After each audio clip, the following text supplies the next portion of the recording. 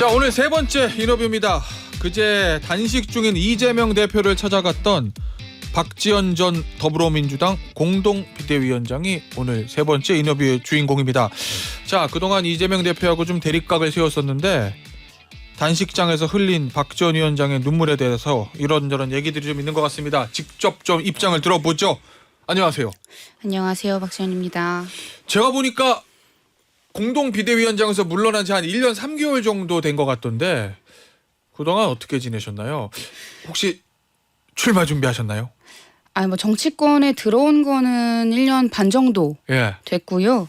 최근까지 전국 돌면서 북토크하고 시민분들 많이 만나면서 좀 지난 1년 반은 많이 배우고 듣는 시간이었다면 앞으로는 어떻게 정치를 해나갈지 고민하고 준비하고 있고 뭐 대학원도 다니면서 공부도 열심히 하고 있습니다. 알겠습니다. 총선 출마 준비하고 계세요? 뭐 정치인이 출마 고민하는 거는 당연한 거죠. 네, 추석 지나고 말씀드리겠습니다. 추석 지나고 이미 결심은 어느 정도 서신 것 같은데요, 느낌에. 아직 고민을 많이 하고 있어서 네, 추석 지나고 나면은 조금 더 명확히 말씀드릴 수 있지 않을까 싶습니다. 알겠습니다. 박지원 전 비대위원장이 그동안 언론에 좀 등장하지 않다가 최근에 이제 등장한 게 그제 이재명 대표의 단식장에 나타난 거였어요. 네. 거기서 이제 이재명 대표의 단식을 좀 만류하면서 눈물을 좀 보이면서 대표님 그만두시고 단식 그만두시면 회복식을 내가 만들어 드리겠다. 저와 함께 싸워갔으면 좋겠다. 이런 얘기들을 했거든요. 이 눈물 같이 싸우자. 이건 어떤 의미로 저희가 해석을 해야 될까요? 그냥 눈물이 났어요. 보자마자. 그러니까 우리가 조금은 의견이 다르더라도 같은 길을 걷는 분에 대한 최소한의 예의라고 생각해서 이제 좀 염려되는 마음으로 찾아뵀었던 건데 너무 수척해지신 모습을 보니까 그러니까 눈앞에 딱 마주하니까 울컥하더라고요. 저도 모르게. 이재명 대표의 모습을 보니까 너무 수척해지셔가지고 눈물이 그냥 나왔습니다. 비명 친명할 것 없이 반응이 그렇게 썩 좋은 것 같지는 않아요. 자, 언론 기사 보도 제목을 봐도 친명 비명 어디서도 환영받지 못한 박지원의 눈물 이런 기사 제목이고 비명계의 조홍천 의원이 저랑 인터뷰했을 때 이런 표현을 했거든요. 중간 단계 없이 갑자기 급반전을 했다. 초현실적이고 그로테스크해 보였다. 그리고 친명계인 정청래 의원은 좀 오버 아닌가 생각이 든다 뭐 이런 표현을 했던데 아마도 이런 거 아닐까요? 박지원 전 비대위원장이 그동안 이재명 대표에 대해서 굉장히 좀 비판적이었는데 이 중간 단계 없이 갑자기 좀 입장에 선회한 것처럼 보이니까 왜 그러지? 라는 생각들을 좀 하고 있는 것 같은데요. 뭐 솔직히 정치적 입장을 떠나서 단식의 시기를 넘긴 사람을 볼 때 그러니까 눈앞에서 직접 봤을 때 눈물이 나오는 거는 조금 전 자연스러운 일이라고 생각이 들었고요. 그러니까 이것에 대해서 뭔가 초현실적이다라고 이야기를 하는 게 초현실적인 게 아닌가라는 생각도 한편 들고 또 제 친구들 중에서도 넌 거기서 울고 그러냐 동료들도 그러기는 했는데 뭐 이걸 나온 거를 제가 참으려고 해도 참기가 좀 힘든 부분도 있었고 뭐 태도가 이제 변했다라고 이렇게 이야기를 하시는 분들도 계시는 것 같습니다만 저는 이전에 뭐 이념이나 생각이 변한 건 없어요. 그러니까 민주당이 계속해서 국민에게 사랑을 받는 정당으로 만들어야겠다라는 그런 결심이 있고 근데 이 상황에서 이 윤석열 정부가 저러고 있는 상황에서 다음 총선에 만약에 국민의힘이 과반 의석을 차지하게 된다면 어떻게 될까? 얼마나 더 많은 희생이 있을까? 저는 겁이 나거든요, 솔직히. 근데 그런 측면에서 이재명 대표와 함께 싸워야겠다라는 생각이 들었던 거죠. 뭐 복합적으로. 알겠습니다. 더불어민주당의 공동 비대위원장을 지냈기 때문에 내년 총선에서 더불어민주당이 승리해야 되고 국민의힘이 승리하게 해서는 안 된다라는 입장을 견지하시는 건 어떻게 보면 너무나 당연한 건데 공동 비대위원장을 지냈던 사람이니까요. 그럼 당내 정치에 있어서 이재명 대표에 대한 박지원 전 비대위원장의 생각은 예전과 동일합니까? 아니면은 좀 변화가 있습니까? 앞서 말씀하신 것대로 하면 변화는 없는데 찾아가서 수척한 모습을 보니까 그냥 자연스럽게 눈물이 나왔다 이런 말씀이시거든요. 그럼 이재명 대표의 어떤 정치적인 태도나 이런 부분에 대한 본인의 입장은 어떻습니까? 예전과 비교해서 지금. 저는 늘 대표께 같은 말씀을 드렸습니다. 예. 당당하고 꿋꿋하게 나가셨으면 좋겠다. 예. 그러니까 지금 우리 국민들의 삶이 좋지 못하다라는 것에 대한 공감대는 뭐 저나 이재명 대표님이나 이제 같거든요. 근데 그 측면에 있어서 저는 우리가 다른 이야기를 한다고 생각하지 않았었고, 뭐 이제 검찰 이제 조사나 이런 부분에 있어서 보다 꿋꿋하게 당당하게 나가셨으면 좋겠다라는 말씀을 꾸준히 드렸던 건데, 그게 또 비춰질 때는 굉장히 또 친명, 비명 이런 식의 이분법적으로 비춰지는 측면도 있었죠. 자, 그러면 이렇게 좀 나눠서 질문을 좀 드릴게요. 이재명 대표의 지금 단식 자체에 대해서는 어떻게 보십니까? 야당에서는 죄송합니다. 여당에서는 방탄 단식이다. 명분 없는 단식이다. 이런 굉장히 폄하하는 얘기들 나오거든요. 박지원 전 비대위원장 보시기엔 어떻게 보세요? 이재명 대표의 단식 그 자체는. 뭐 여권에서는 굉장히 일관되게 이재명 대표가 무슨 일을 하든 이 검찰 구속을 피하기 위해서다라고 이야기를 해왔었잖아요. 그러니까 그 연장선상에서 있는 이야기로 보여지고요.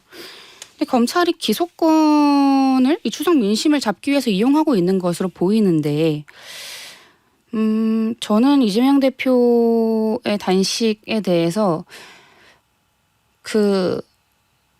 어떻게 보면은 그 계기가 됐었던 그 발화점이 됐었던 거는 어떻게 보면 홍범도 장군의 그 흉상을 철거하는 부분이 아닌가라는 생각이 들었어요. 그러니까 우리가 이 대한민국 땅을 밟고 있는 것이 독립운동을 했던 그 선조들의 정말 목숨 걸고 싸웠던 일들이 있는 건데 지금의 정부는 이 역사를 회귀하려는 되돌리려는 그러니까 부정하는 모습에 있어서 더 이상은 안 되겠다라는 그런 부분도 한편 있지 않았을까라는 생각이 저는 들더라고요. 저도 명분은 그때 충분히 있는 단식이다. 이런 의미신 건가요? 저는 대표의 모습을 보면서 얼마나 간절하면 이렇게 장기가 괴사하는 상황까지 오늘 14일째잖아요. 네, 그렇죠. 단식을 이어가실까라는 생각도 들더라고요. 알겠습니다. 현실적으로 이제 검찰에서 어제까지 대북 송금 의혹으로 2차 조사가 끝났으니까 언론 보도 보면은 이번 주 또는 다음 주 초에 영장을 친다라는 이제 보도가 있습니다. 만약에 검찰이 영장을 치면 국회로 체포 동의안이 올라올 거고, 자 그러면 민주당은 여기서 어떤 선택을 해야 된다고 보십니까? 그러니까 솔직히 이재명 대표에 대한 검찰의 그런 행동을 보면 이 불체포 특권은 특권이죠. 근데 그럼 이 상황에서 검찰의 이 수사 기소권은 특권이 아닌가라고 말하기 저는 어렵다고 생각을 하고요. 저는 원칙적으로 늘 불체포 특권에 대해서 반대를 해왔었기 때문에 대표도 그렇게 말씀을 하신 바 있고 저는 원칙적으로는 그렇게 생각을 합니다. 자, 원칙적으로는 그렇지만 현실로 들어오면 어떻습니까? 근데 무엇보다 저는 이 얘기도 제가 이틀 전에 이제 엊그제 그 대표의 단식장에 방문을 하고 온 거잖아요. 그러니까 단식을 하고 있는 사람이 여전히 이제 단식을 하고 있는데 이렇게 뭐 불체포 특권 얘기를 하는 게 인간적으로 좀 도리가 아니지 않나라는 생각도 들거든요. 그러면 그 얘기는 이재명 대표가 단식 중이고 건강 상태가 좋지 않기 때문에 그렇고 검찰의 수사 기소권도 일종의 특권이면 특권이기 때문에 지금 이재명 대표를 영장실질심사장에 보낼 수는 없다. 이런 의미신 건가요? 그거는 저는 대표께서 늘 말씀드렸듯이 제가 꿋꿋하게 갈 길을 가셨으면 좋겠어요. 또 그 얘기는 제발로 나가서 영장실질심사를 받아라는 얘기입니까? 꿋꿋하게 제가 갈 길 가라. 제가 왜 자꾸 이 말씀을 드리냐면 예전에 사실은 이 처음에 체포동의안이 부결이 됐을 때 박지원 전 비대위원장이 한 얘기를 보면 지금 이재명 대표는 방탄을 위해 당을 위기로 몰아넣는 이기적인 모습만을 보여주고 있다. 이재명 당대표께서 지난 8개월간 보여준 모습은 국민을 위한 정당의 대표도 당원을 위한 정당의 대표도 아니었다라고 얘기하면서 영장실심사 가서 떳떳이 받아라 이런 취지의 얘기를 계속 해왔거든요.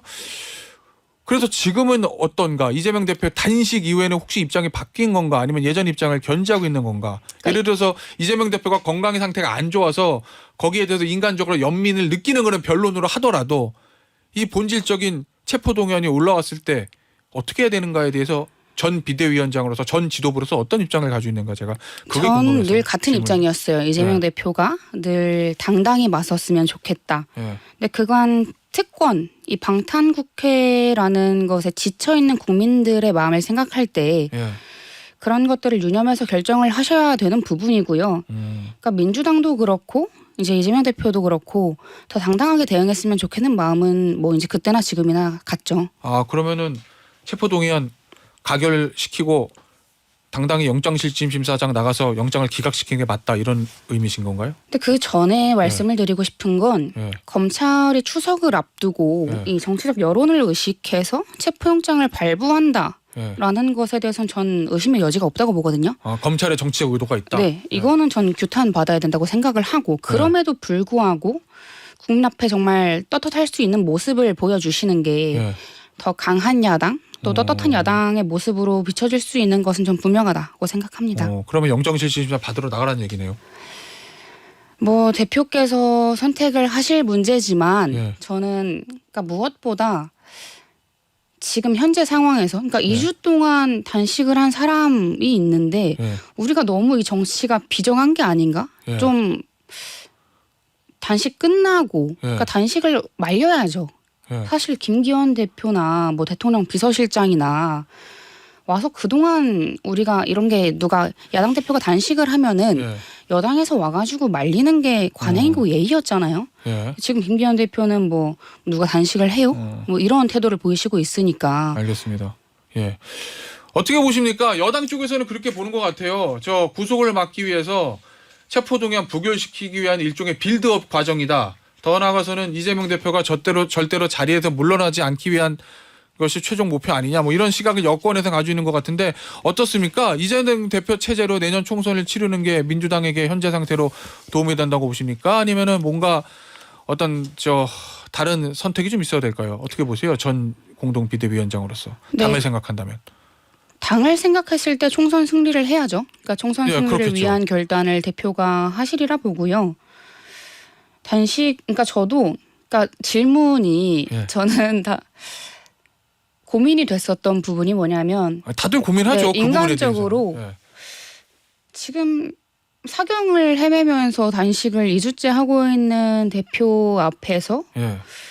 뭐 이 얘기를 논하는 게 인간적으로 옳지 않은 것 같다라는 생각이 들어서 저도 단식이 끝나고 나면은 예. 이거에 대한 입장을 더 명확히 이야기할 수 있지 않을까 싶습니다. 자 그러면 이재명 대표가 단식이 끝나고 건강을 회복한 다음에 예전처럼 이제 다시 이제 다시 이제 건강을 찾게 되면 그러면 그때는 박지원 전 비대위원장 입장에서 내년 총선을 위해서 현 지도체제 가는 게 좋은지 아니면 뭔가 변화가 있어야 되는지에 대한 입장을 바뀔 수 있다. 그렇습니다. 지금도 네. 어떤 생각은 가지고 계신 거예요? 다만 단식 중이기 때문에 말만 못 하시는 건가요? 뭐 정치적 상황이 워낙 급변하다 보니까 예. 뭐 그때 상황을 좀 보고 판단을 해야겠죠. 네, 근데 하나의 원칙은 총선 승리를 위해서 어떤 방향이 더 좋은가를 예. 기준으로 판단을 해야겠죠. 자, 그럼 마지막 질문입니다. 총선 승리를 위해서 민주당에게 가장 필요한 건 뭐라고 보십니까?